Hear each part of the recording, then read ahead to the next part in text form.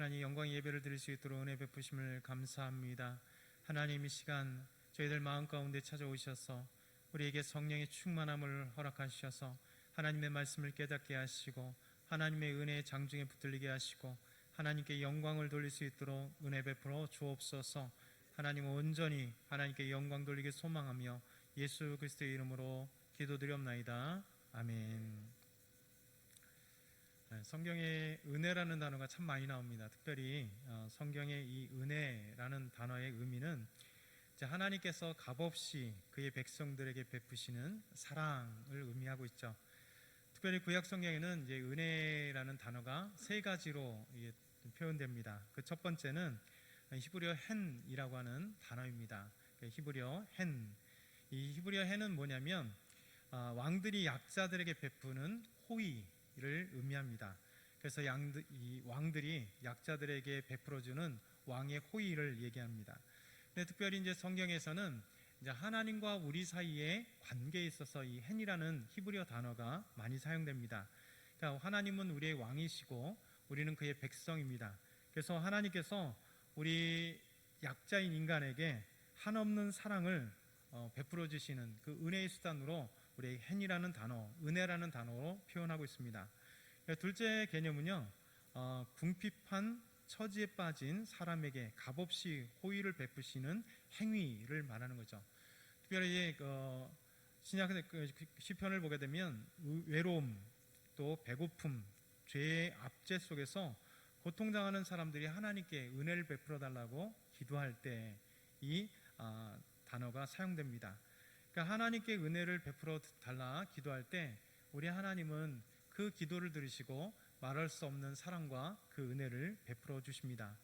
세 번째 개념이 오늘 1, 2, 3가 자막엔 계속 나오는데 세 번째 단어가 히브리어로 헤세드라고 하는 단어입니다. 이게 사랑, 긍휼, 은혜라고 하는 단어로 표현할 수 있습니다. 하나님은 하나님의 백성들에게 끊임없이 헤세드, 긍휼, 사랑을 베풀어 주시죠. 대표적인 게 호세아서에 나옵니다. 이 호사에서 보면 고멜과 같은 이 창녀 고멜과 같이 비유되는 이스라엘 백성들, 끊임없이 하나님을 떠나고 하나님을 배반하고 도망가는 이스라엘 백성들 향하여 하나님은 고멜을 사랑했던 호세아처럼 하나님이 이스라엘 백성들에게 끊임없는 하나님의 사랑, 헤세드를 베풀어 주신다라고 하는 그 말씀 속에 은혜, 또 사랑, 긍휼이라고 하는 단어의 헤세드를 표현해 줍니다. 신약에서는 이 은혜라는 단어가 카이리스라고 하는 단어입니다.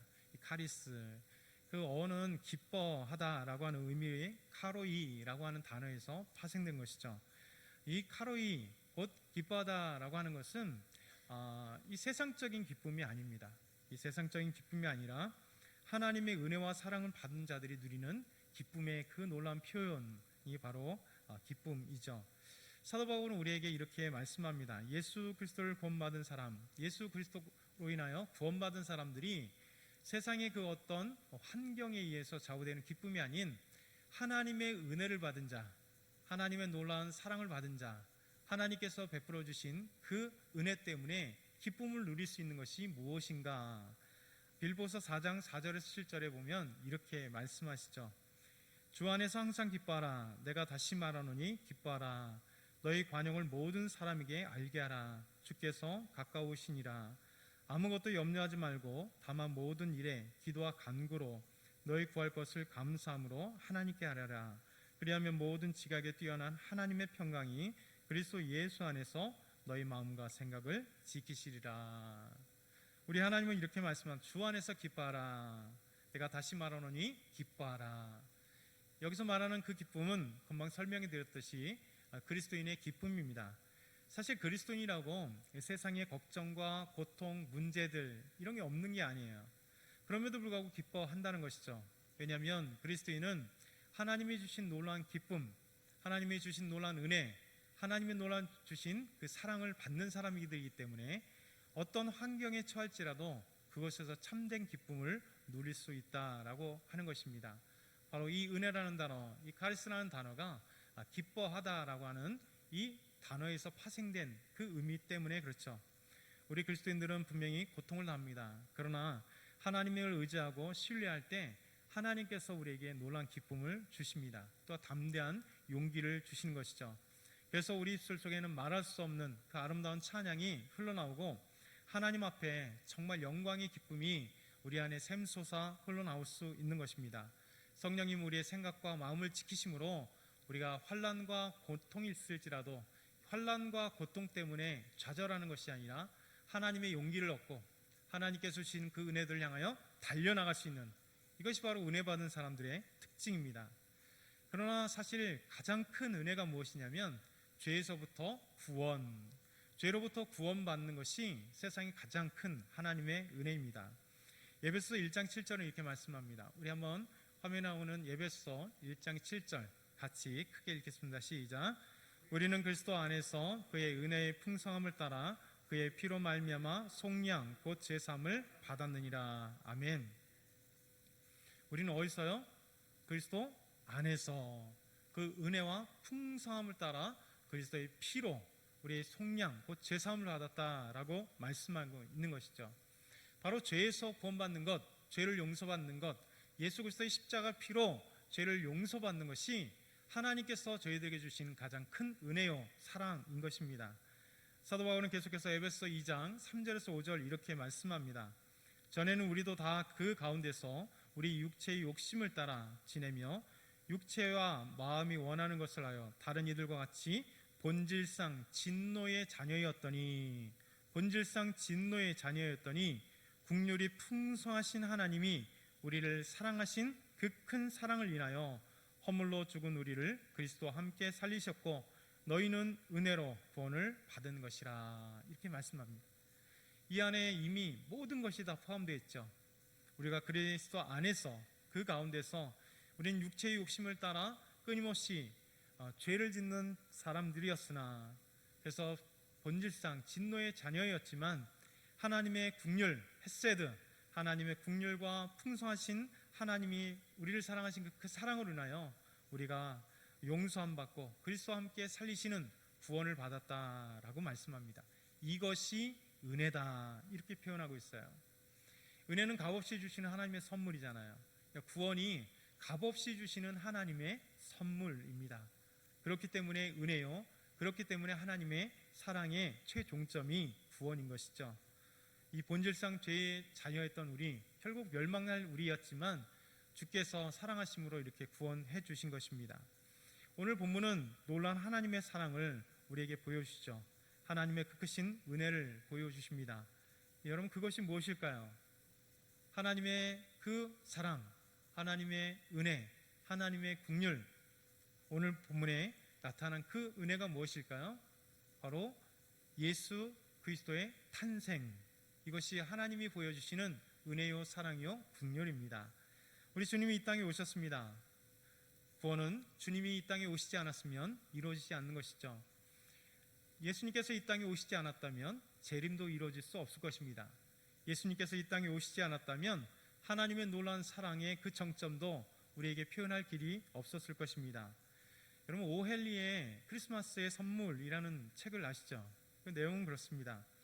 세상에서 가장 아름다운 크리스마스 선물에 대한 이야기가 나옵니다. 가난했던 부부 델라와 짐이 있었습니다. 그래서 크리스마스가 다가오자 그들은 가장 아름다운 선물을 남편 짐에게 또 아내 델라에게 선물을 해주기로 작정했습니다. 근데 델라와 짐은 돈이 없었죠. 그래서 어떻게 선물을 마련할까 생각했어요. 그래서 아내였던 델라는 자기 아름다운 그 머릿결, 그 머리를 팔기를 결심합니다.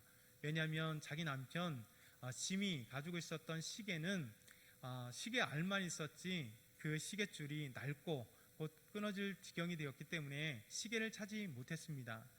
그래서 델라는 자기의 긴 머리, 아름다운 머리였지만 그것을 팔기로 작정했죠. 그래서 남편 짐은 아내에게 무엇을 선물할까 생각했는데 돈이 없었어요. 그래서 자기가 가지고 있는 소중한 시계를 팔기로 생각했습니다. 그래서 아내의 그 아름다운 머릿결에 꽂아줄 머리핀을 주기로 생각했습니다. 그래서 델라는 자기 아름다운 머리를 $20에 팔아서 좋은 시계줄을 사 가지고 왔습니다. 그리고 짐은 자기가 가지고 있던 시계 그 줄이 없는 그 시계를 팔아서 아내의 머리핀을 사갖고 왔었죠. 그리고 크리스마스 날 그들은 서로 선물을 꺼내 놓았습니다. 그리고 선물을 풀어놨을 때 델라가 주어진 건 시계줄, 짐이 풀어놓은 그 크리스마스 선물은 델라에게 꽂아줄 머리핀이었습니다. 그러나 그들은 더 이상 시계를 찰 수 없는 시계줄이었지만, 알맹이가 없는 시계줄, 머리핀을 꽂을 수 없는 짧아진 머리였지만 그들은 너무나 행복했습니다.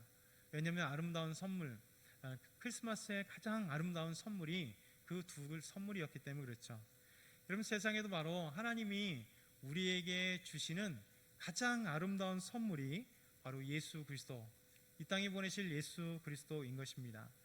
우리 하나님은 소중한 아들 예수 그리스도를 이 땅에 보내주신 것이죠. 주님께서는 우리에게 아낌없이 그 아름다운 성탄의 선물을 우리에게 주신 것입니다. 그렇다면 우리는 한번 이런 생각을 해봐야 될 것 같아요. 우리 주님은 아낌없이 예수 그리스도를 이 땅에 보내신, 예수님의 탄생을 보내신 크리스마스 선물을 주셨는데, 우리는 성탄을 맞이해서 하나님께 어떤 선물을 올려드릴 수 있을까? 그럼 우리는 어떤 선물을 하나님께 올려드릴 수 있을까? 이것을 우리가 생각해 볼 때 참 아름다운 성탄의 그 시간이 될 것 같습니다. 오늘 본문에서 우리는 네 가지 아주 중요한 사실을, 교훈을 한번 받도록 하겠습니다. 그 첫 번째는요, 목자들은 하나님께 가장 큰 선물을 받았다라는 것이죠. 바로 예수 탄생의 선물입니다. 여러분, 예수님은 이제 베들레헴에서 태어났습니다.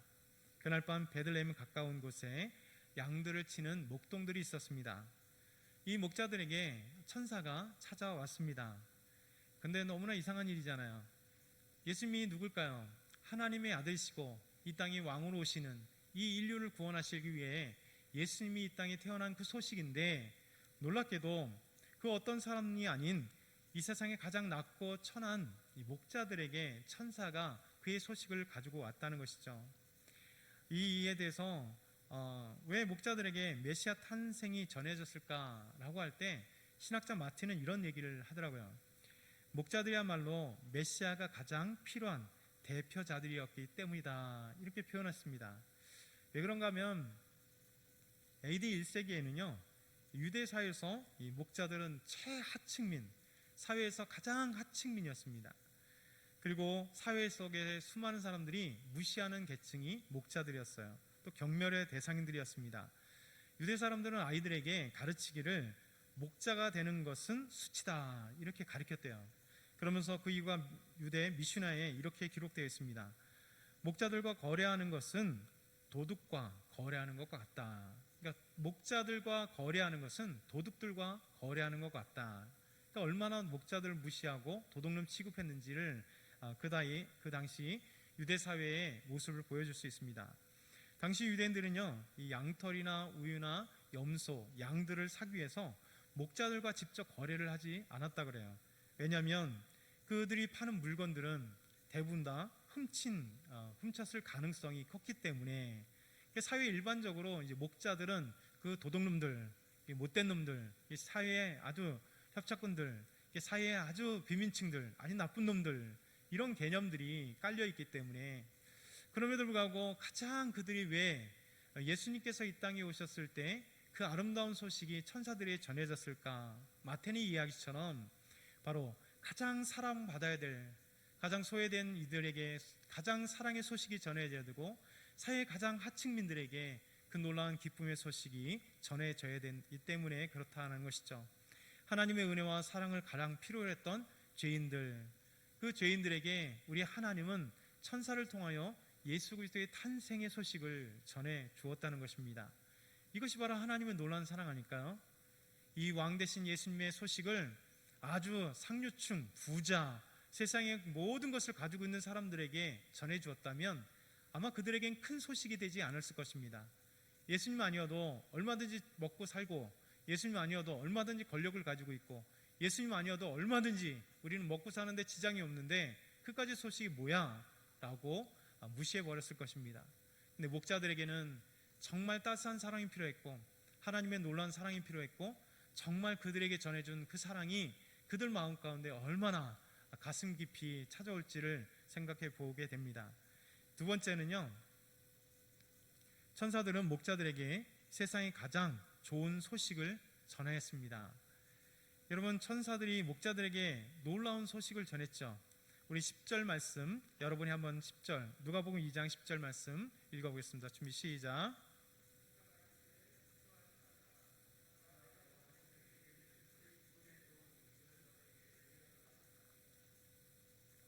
아멘.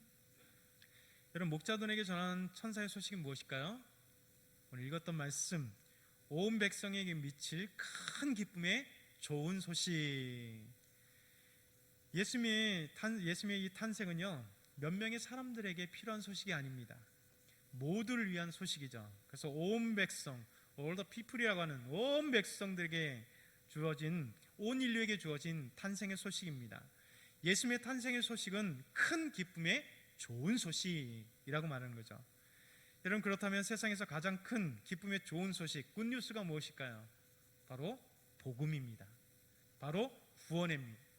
이 인류를 죄에서 구원하실 그 소식, 그것이 바로 온 인류에게, 온 세상에 미칠, 온 백성들에게 미칠 가장 큰 기쁨의 소식인 것이죠. 바로 이 놀라운 소식을 목자들에게 전했다는 것입니다. 여러분, 세 번째는 큰 기쁨의 소식은, 이 좋은 소식은 탄생하신 분이 그리스도 주라는 소식입니다. 우리 11절 한번 또 천천히 같이 읽어볼까요? 11절입니다. 준비 시작. 오늘 다윗의 동네에 너희를 위하여 구주가 나셨으니 곧 그리스도 주시니라. 여러분, 다윗의 동네는 어딜까요? 다윗의 고향, 동네, 곧 베들레헴입니다.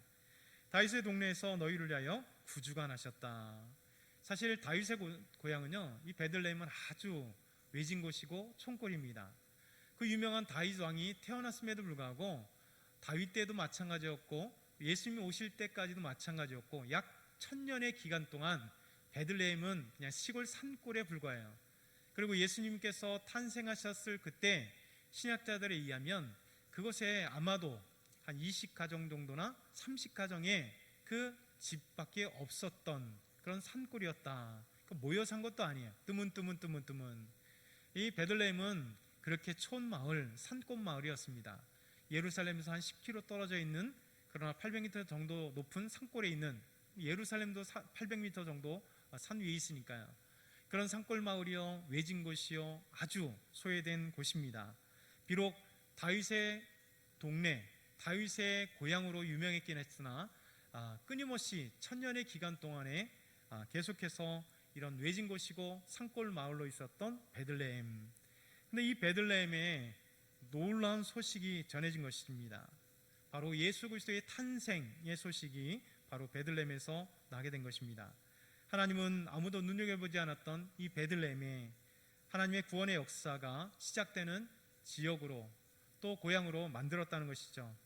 하나님은 구원하실 메시아, 온 인류를 구원할 메시아가 반드시 다윗의 동네였던, 다윗의 고향이었던 베들레헴에서 태어난다고 하나님은 약속하셨습니다.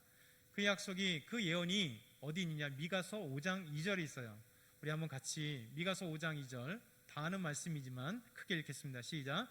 베들레헴 에브라다야, 너는 유다 족속 중에 작을지라도 이스라엘 다스릴 자가 내게서 내게로 나올 것이라. 그의 근본은 상고의 영혼에 있느니라.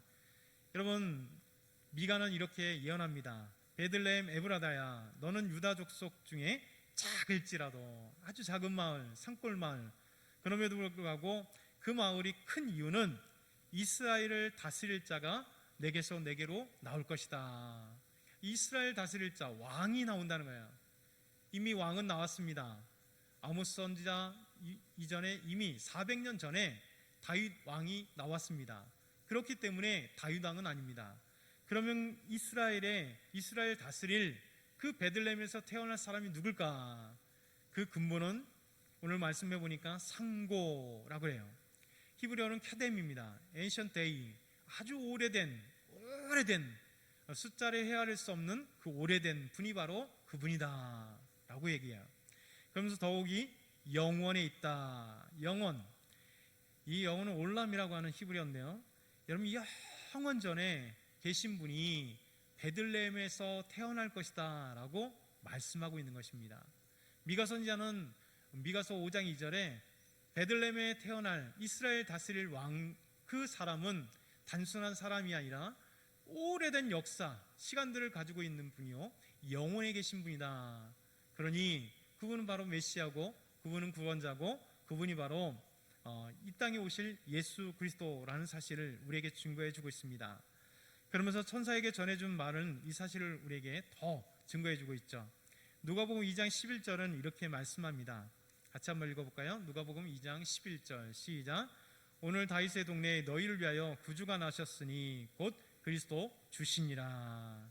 오늘 다윗의 동네에 너희를 위하여 구주가 나셨다. 메시아가 나셨다.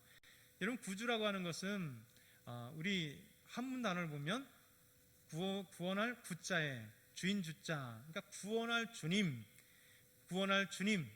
구세주, 영어로 하면 세이비어, 하나님께서 우리에게 구원하실 그분이 베들레헴, 다윗의 동네에서 나셨다라고 말씀하십니다. 근데 그 구주가 나셨는데 곧 그리스도 주시다. 여러분, 그리스도라는 말은 신약적 표현입니다. 신약에는 헬라어가 쓰여있기 때문에 기름 부음 받은 자, 히브리어를 번역하면 그리스도가 됩니다. 그리고 구약에는 히브리어, 기름 부음 받은 자를 히브리어는 메시아라고 합니다. 그러니까 히브리어 메시아가 기름 부음 받은 자라는 뜻인데 바로 메시아라는 뜻이죠. 그래서 메시아를 번역하면 그리스도가 되는 것이죠. 메시아와 그리스도는 동일한 단어입니다. 바로 그래서 구약적 표현하면 메시아, 예수 메시아, 그리고 신약적 표현을 하면 그리스도 주, 그리스도 예수 그리스도, 이렇게 표현할 수 있는 것입니다. 그래서 이 땅에 오실 예수 그리스도, 다윗의 동네 베들레헴에 태어날 분은 바로 영원에부터 계신 그분인데 바로 우리의 구주시고, 그분은 그리스도 주 메시아 되신다라고 하는 사실을 우리에게 말씀해 주고 있는 거죠. 오늘 마지막에 네 번째는요, 하나님은 그리스도를 표적으로 주셨습니다. 표적으로 그리스도를 주셨다. 우리 한번 12절 한번 보겠습니다. 12절 같이 함께 읽어보도록 하겠습니다. 시작. 너희가 가서 강보에 쌓여 구에 누워 있는 아기를 보리니 이것이 너에게 표적이니라 하더라. 여러분, 천사들은 목자들이 베들레헴에 가서 이제 강보에 쌓여있는 아기를 볼 것이다 라고 말합니다. 이 아기를 보는 건데 이것이 너에게 표적이 된다 라고 말씀합니다. 여러분, 표적은 사인, 영어로 하면 사인이에요. 이 사인, 표시, 표적, 그리고 이것은 바로 징조라고 하는 겁니다. 여러분, 신약 성경이나 구약에 징조, 표적을 얘기할 때 하나님의 아름다운 일들을 이야기할 때 표적이라고 얘기합니다. 그리고 예수 그리스도의 구원하신 일에 대해서 표적이라고 얘기합니다. 그래서 유대인들은 예수님께 끊임없이 표적을 구했잖아요. 그러니까 하나님이 구원하신 일에 대한 표적, 그 사인, 그 징조를 우리에게 보여주십시오. 근데 예수 그리스도는 끊임없이 하나님의 말씀을 전하고 연약한 자를 치유해 주시고 그리고 귀신들을 쫓아내시면서 이것이 바로 구원의 표적이다, 구원의 표적이다, 구원의 징조다, 구원의 사인이다, 이렇게 말씀하고 있는 것입니다. 여러분, 이사야 7장 14절도 이렇게 예언하고 있어요. 그러므로 주께서 친히 징조를, 사인, 표적, 똑같은 얘기입니다. 징조를 너희에게 주실 것이라. 보라, 처녀가 잉태하여 아들을 낳을 것이요 그 이름을 임마누엘이라 하리라. 우리 하나님께서 친히 징조, 표적, 사인을 주시는데 보라, 처녀가 잉태하여 아들을 낳을 것이요 그 이름을 임마누엘 하리라. 성령으로 잉태하여 처녀가 아기를 가졌습니다. 그분이 바로 임마누엘, 하나님이 우리와 함께 하시는 이름을 갖고 있는 예수, 그 예수 그리스도가 바로 이 땅에 오시기로 우리 하나님은 약속하셨고 예언해 주셨던 것입니다. 여러분, 예언의 성취가 강보에 쌓여 부에 누워 있는 아기를 보는 것, 그것이 하나님의 구원의 표적, 하나님이 구원하실 그 놀라운 소식을 전해줄 표적이다 말씀하고 있는 것이죠. 여러분, 이제 성탄절이 얼마 남지 않았습니다. 2주밖에 남지 않았습니다. 하나님은 온 인류를 구원하시기 위해 메시아 그리스도를, 예수 그리스도를 이 땅에 보내시죠. 우리 예수님은 하늘의 모든 영광을 다 버리시고 낮고 천한 모습으로 아기로 우리에게 오셨습니다. 그러나 그 아기는 우리에게 가장 필요한 구원자이시고, 그 아기는 우리의 모든 것들을 용서해 주시며 우리를 따뜻하게 하나님의 사랑과 은혜를 베풀어 주실 하나님의 표현이요, 징조요, 사인이요, 징표가 되시는 것입니다. 여러분, 저와 여러분이 이 성탄을 맞이해서 정말 살아계신 하나님, 살아계신 그 주님께서 주신 은혜, 구원의 그 소식을 기뻐하며 함께 하나님을 찬양하는 여러분과 제가 되기를 축원합니다. 사랑의 하나님 아버지, 감사드립니다. 오늘도 하나님의 귀한 말씀 주셔서 감사합니다. 예수 그리스도, 생명이 되신 예수 그리스도, 하나님 성탄에 이 땅에 오신 예수 그리스도를 기억하며 주님께 오늘도 무엇으로 감사할까를 생각할 수 있는 저희 모두가 되게 하옵소서. 예수 그리스도의 이름으로 기도드렸나이다. 아멘.